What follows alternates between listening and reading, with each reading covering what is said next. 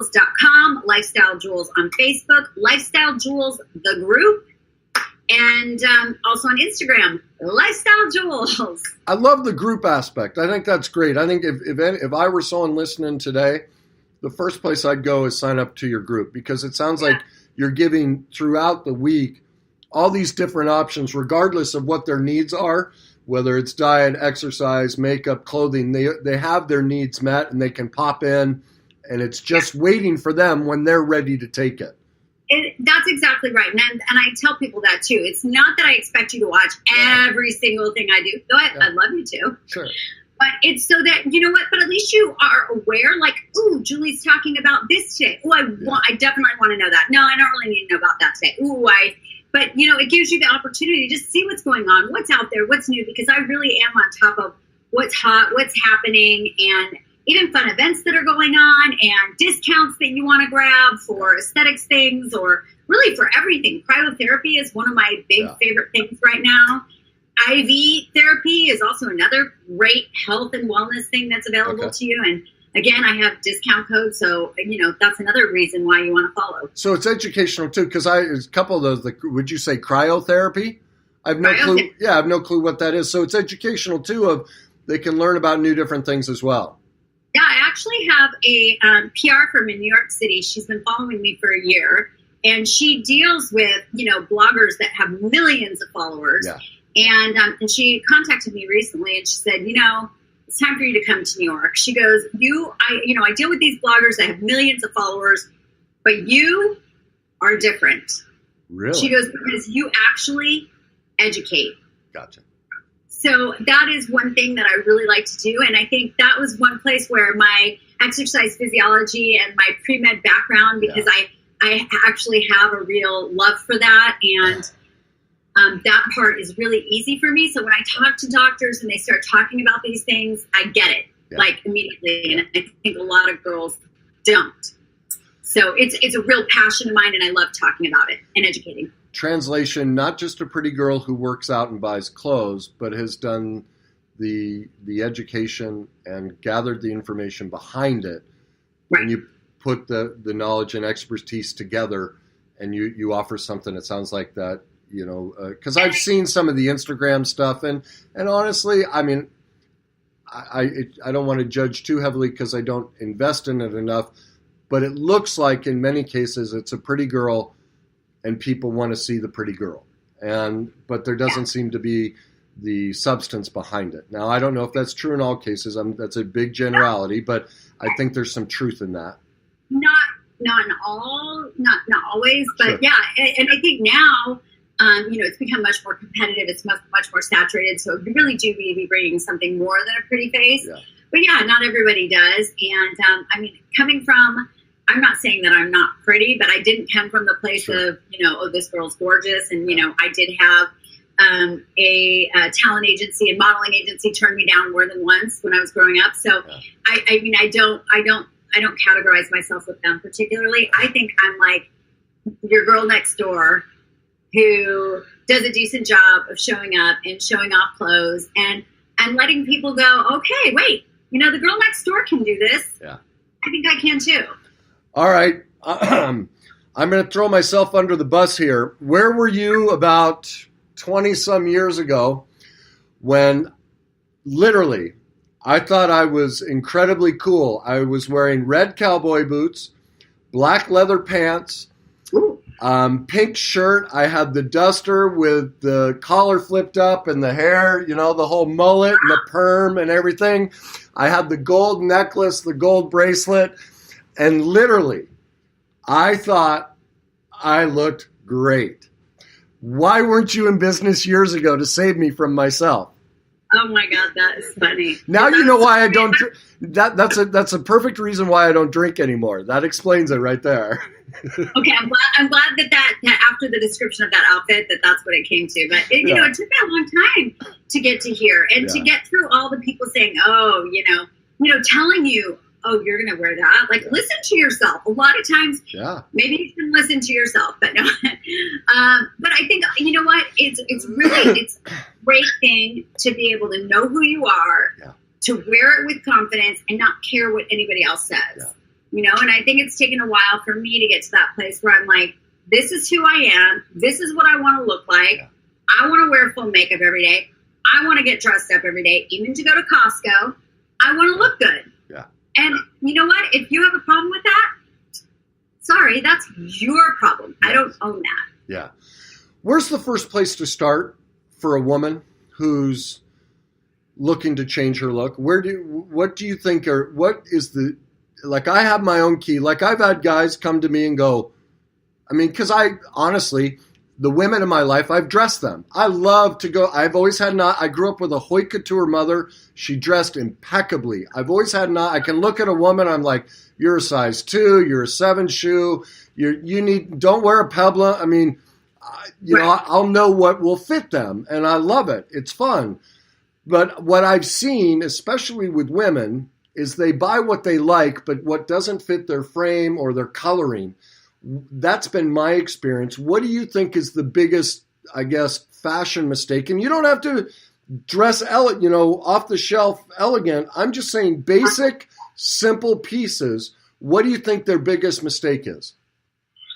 Well, I think it's confidence. Let's go back to confidence, because I think actually most women that screw up what they're wearing, they are trying to cover up their bodies. So instead of wearing what would flatter whatever shape their body is, if they don't have boobs or they have a belly or they have big hips, a lot of times they throw a bag on over them for, just a short version of what that would be. In every case, it's something different. But they cover it up with something that just doesn't show anything, and it makes them look bigger and worse than they actually are. Instead of going, okay, this is what we have to deal with. You have big hips, so let's wear something, that's going to accentuate you want to accentuate your positives and not look to your negatives, right? So if you have big hips, but you have a little tiny waist, we want to wear something really fitted that's going to show off your waist. Higher. So your eyes are drawn to that little skinny waist. Yeah. So hey, if you're curvy is great. Yeah. But let's show it off. Let's not hide it. Yeah. If you have big boobs, hey, you got it, flaunt it. Yeah. Wear a great bra that's going to show some great cleavage. Find a blouse that's got a V-neck that's going to accentuate that. Again, the eyes are going to go there. But a lot of women with big breasts tend to put a big, huge, baggy T-shirt on and try to cover it up, and it just makes them look huge. Yeah, yeah. So then it would sound like part of when you're styling a woman, and even, do you work with men as well or just women? Yeah, no, I can work with men as well. All right. So it sounds like the first place you start with whoever you're working with is where are they emotionally and their confidence, when they probably describe themselves and why they don't dress a certain way, and that gives you clues. Is that a fair way of saying it?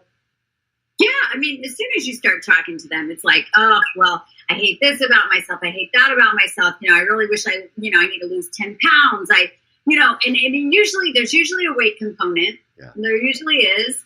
And then from there we kind of discuss, I just hate my hips. I want to, cover it up. So then they put on a huge skirt, which makes them look 3 times the size. It's like, love those curves. Yeah. Typically women that are bottom heavy tend to have a really thin waist. They're usually really thin on top. So let's show that waist off. Let's forget about that. Let's bring in the waist. Let's accentuate the boobs, and men too, the baggy, the pleats, like that is out. We're going more tailored. The shirts are more tailored, everything more tailored. Yeah. That's, and coloring. I see that a lot, that especially more with men. Women tend to be very good with what colors work on them. But I do notice this. I've seen a lot of both men and women wear colors that'll show you how they feel about themselves but look terrible on them. They'll wear dark colors or autumn colors in the middle of spring, yet she's a blonde-haired blue eye, or he is. You don't want to be wearing rust and orange and things like that. That's a horrific color on you. But I'm hiding. It's an expression of where I am emotionally. So how do you help what are tips you give men and women to help them see what coloring is best for them? Well, I always like to look at their eyes. You always kind of want to go with, you have your blue shirt on today, which it brings out the eyes. Yeah. You really want to bring out the eyes. I think that lights up a face for sure. And can just really make your whole appearance pop. So I love that. But it's baby steps, honestly, because, and the one thing that I find with working with somebody one-on-one is so personal, because you can love it for them, but if they don't feel comfortable, it just doesn't matter. They have to walk out loving it themselves. And so you really have to, you can't say out with this. It's like you start with, if you walk into their closet and you say, okay, what do you love? You kind of create some piles and you go, okay, these are yeses. These are no's. And these are, what do you think? And then from there, you start with the, what do you think? And we it's a process. It's not like a one-time deal. It's a process. You really got to work into that. And at the same time, getting the fitness, getting the confidence, starting to eat better. Yeah. Then all of a sudden we start coming into our own. But if I walked into their closet and said, oh, this is gross, I'll throw that away. Oh, this doesn't work. Oh, then all of a sudden they feel like they're defeated, that, they're failures. It's very, then it's not positive at all. So we just want to start with, okay, we're ready to make some changes. This is good. Yeah. Tell me, what do you love about these pieces that you picked out? Why these pieces? What makes you love this? And then we look at it and they try it on and I say, okay, I see, because it makes your breasts look really pretty in this. Okay, good. That's a good start. Maybe we could shorten it. It would look really pretty because you have nice legs. Let's shorten it a little bit or whatever. And we kind of work from there. But again, you want to make it really positive and take baby steps. What I just heard you say was, when you described that example, you picked out two things. She picked it because it made her breasts look good or it made her legs look good. And so you found, it sounds like your skill set is, you find those key areas where they already have at least a level of confidence. And so you accentuate those and then slowly begin to work on the areas they have less confidence in. Instead of coming in and stripping everything from the beginning, you build up the anchors that they have and then develop the others to join on to that anchor. Is that a good way of explaining it? Of your process? Yeah. And then on top of that, all of a sudden, while this process is happening, they're starting to build trust. Yeah. And they're going out and they're wearing things and they're going, well, I felt really good supplements today. And so all of a sudden you come back and you do it again and it's like, okay, let's like step a little outside your box. Just try this and trust me. Yeah. And that's kind of where it goes from there. All right, let's get into your closet. Let's see some fun stuff. Like, how would you put some things together? Maybe pick a hypothetical client. I'll let you decide if there's a certain type or certain tips you'd like to give to women right now that your audience and what they look for.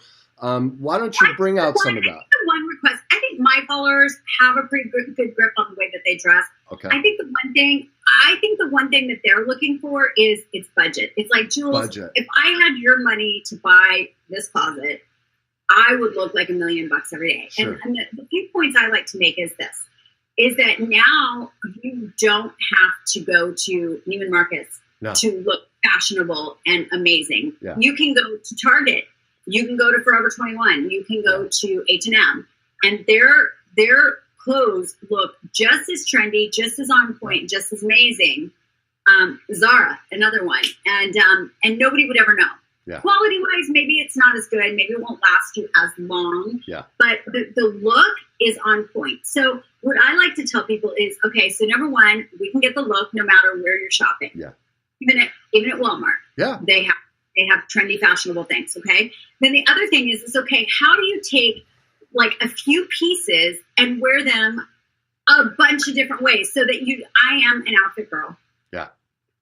I love outfits. Yeah. I bought this together and I'll probably never wear this any way other than this, even though I could. Yeah. But I have a lot of clothes, and so I don't need to mix and match, but I could show you a million different ways to mix and match. So for instance, one thing that I would say is if you have like a great pair of jeans, I just want to try and find a few things that I can show. Okay, so a great pair of jeans, grab, and you just grab a few things here. All right.